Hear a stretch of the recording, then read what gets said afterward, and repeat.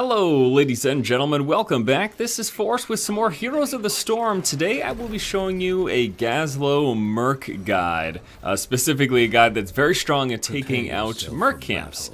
Now what we're going to do is we're going to start off with, I like to go with the extra TNT damage. There's a bunch of different options. You can go with Demolitionist. I do find, however, that unless you're consistently able to hit structures, it sort of feels like a wasted talent. And a lot of times you're not hitting structures until later in the game, at least not on a consistent basis, because you're dealing with the opposing team zoning you away from their buildings by being in lane. So for this first tier, I like to go with the extra TNT damage. It's something that I do find as useful for taking out Merc camps, but it's also something that's going to allow you to assist in team fights as well. And that's really the build that I'm going for. You know, I go for a build that allows me to quickly take out Merc camps and then get into assisting my teammates wherever possible. Alright, so it looks like we're going to have 3 people down here at the bottom lane. I'm guessing, yeah, the tank is just sieged up right here. Alright, well. Yeah, let's put that down. That should help us deal with that. So, I usually, early on, it's funny, they've got 3 people down here. That means they're missing someone in a lane. Like, they've got no one mid lane. So, the opposing team is missing out on a ton of XP. I'm really, honestly astonished that they're doing this. Anywho, so I like to start off by helping in lane, especially on a 3-lane map. And then later on, or essentially once I get to the next tier, which is level 4, I get my increased Merc damage, and that's usually ideally when I look to push out. So for now, we're just going to stay here, help in the lane, and then I'll be moving out fairly shortly. Alright. I love how they're just focusing on taking out my little friggin' dumpy turrets, instead of actually, I don't know, doing something useful. I don't know, like attacking us, the players.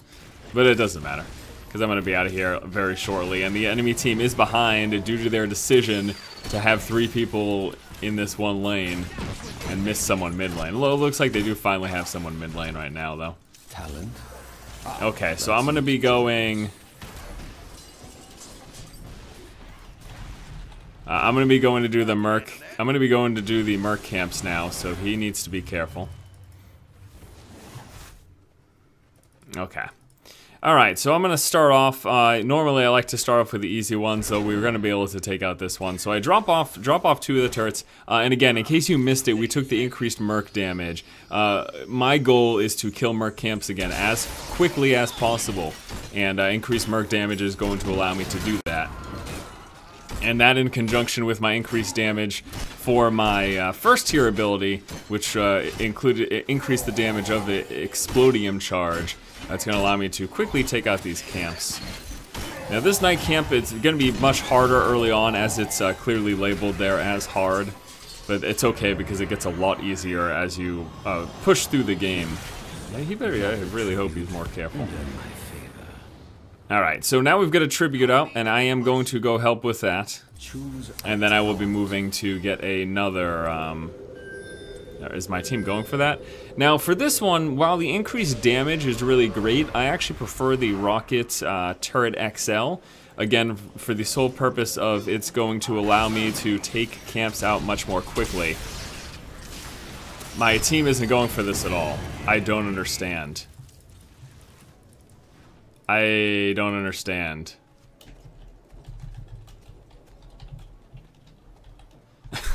Let me yell at them for a minute.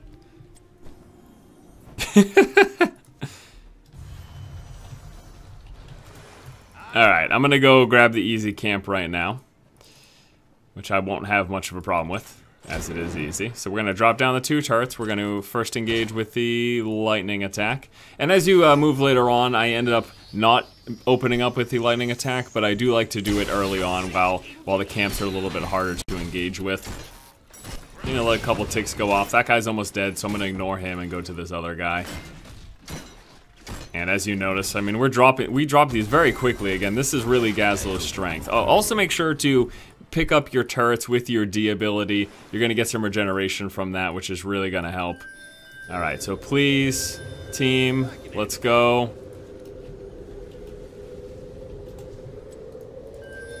For the love of God. Alright, I'm gonna help zone out a little bit. And this is actually really where I feel Gazlowe shines in these engagements, for this map in particular, is just helping zone the enemy team away from this stuff. I can actually take their... oh, they want to go for this one right now? Are you serious? Alright. We can do that. We can do that. Normally I would wait you can solo it yourself once you hit level 10, and we get the ultimate that... oh boy, watch out for that. We get the ultimate that basically is going to drastically increase our damage, a little exosuit. But if your team's willing to get that stuff early on, so there's the Robo-Goblin. So basically right now I can go and solo the bottom one, and actually that's exactly what I'm going to do. Whoever generation up, I have it in 4 seconds. So I'm going to pop this real quick just to help get this lane back. And then we're going to pick that up, and I'm going to go solo... well, actually that's not going to happen anymore because now we have to focus on the tribute. At least we should focus on the tribute. My team once more seems to be not interested in this course of action. Alright, so I'm going to pick this up because the enemy team, or my teammates, are helping zone these people away. So we're going to get this second tribute here. And then I will be grabbing the boss. Now, I can solo this, as mentioned, but with my team here, I wouldn't be surprised if they assist in the matter. Okay, so we're going to back out of this. Well, I normally like to, but this guy rooted me, unfortunately. And then I basically pop my ultimate and able to solo it typically as a result.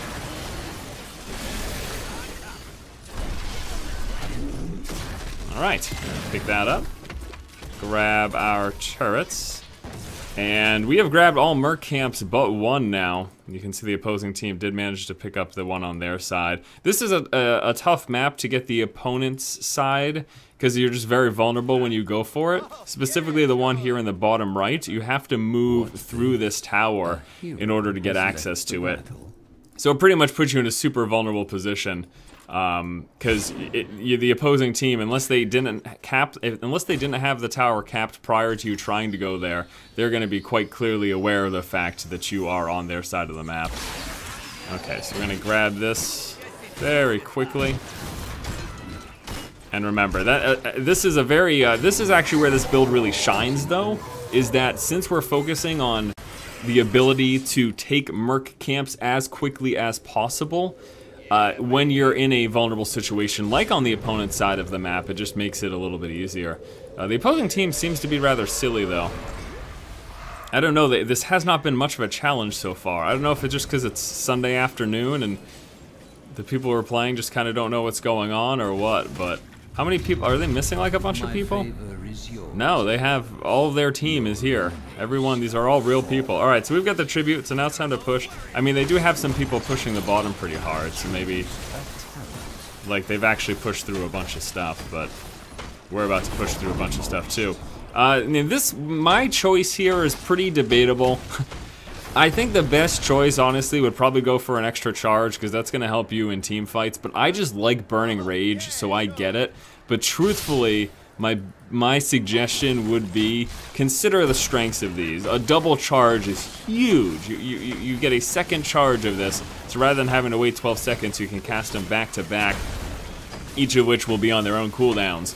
The slow is good if you're focusing on team fights. You can keep the opposing people from running away and stuff. And then, of course, there is the sprint, which will allow you to get away. I honestly think that the ability that I take in this tier might be the worst, but I like it because it fulfills the role that we talked about earlier of downing Merc camps as quickly as possible. That's just, it's just how I like to play it. It's just how I like to play this build. I fully acknowledge that that's probably not the best ability selection, but it's what I go with anyways, so. Alright, so I'm going to grab this from the opposing team, then I'm going to grab the Merc camp on their side, and then we're just going to hustle back to our side of the map. I need to do this ASAP, so I'm actually going to pop my ultimate. Not because it's necessary against this camp, but because we are in the opposing team territory.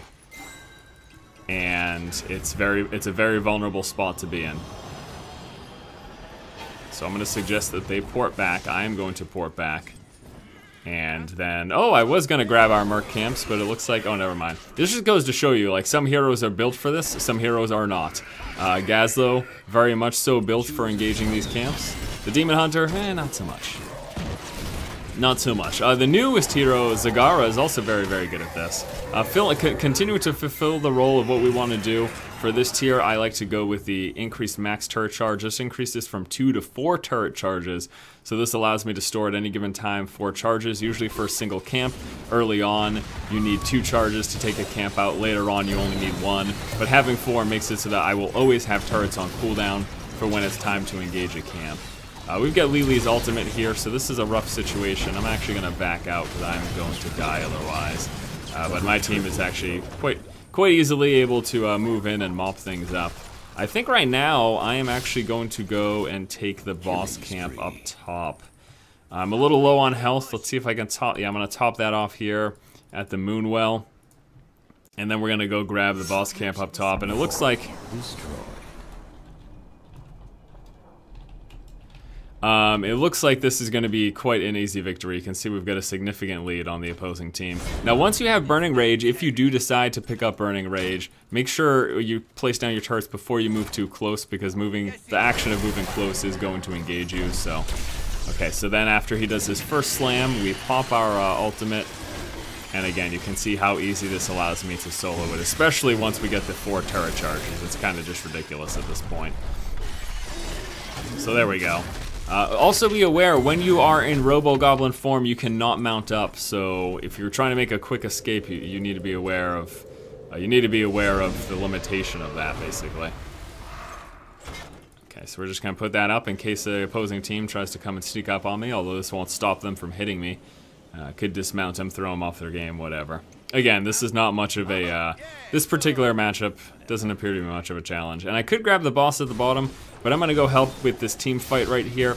We've got a boss golem pushing up top. It's got a clear path to their nexus, and that's pretty much it. Like, so I just zone that guy back to my team. Quick kill. It's like, oh, I don't wanna go that way, I guess I'll go this way, and both ways pretty much, have them screwed over. Alright, so at this point we don't really need to set up, like I mentioned earlier, later in the game you don't need to set up with the death laser. It's not as important. You just have so much damage with this build. Be able to blow up these camps without much hesitation. And a couple more seconds. Yeah, we've got our Robo-Goblin charge back up now. I don't think we're gonna get to it in this game, but for the last tier, I undoubtedly go with the Mecha-Lord. What this does is basically makes it so that whenever you're striking in your ultimate Robo-Goblin form, it basically increases the duration so that it works so that if you're constantly hitting, you will constantly be in the Robo-Goblin. As long as you're hitting back to back, like for attacking buildings, you will stay in that form until you stop striking enemies. So it's very nice, and that's going to do it, I guess, for this video, taking a look at a very strong Merc Camp Eliminator Gazlowe. You know, his strong suit is fighting minions and Merc camps, and this one sort of just intensifies that to make it that much simpler and really tilt the scales in the favor of your team by getting those Merc camps to fight for you in all lanes at all times. Alright guys, thanks so much for watching. Hopefully you enjoyed this video. Stay tuned for more Heroes of the Storm, another great gaming coverage coming up. Hope you have a great day. Keep watching and keep owning.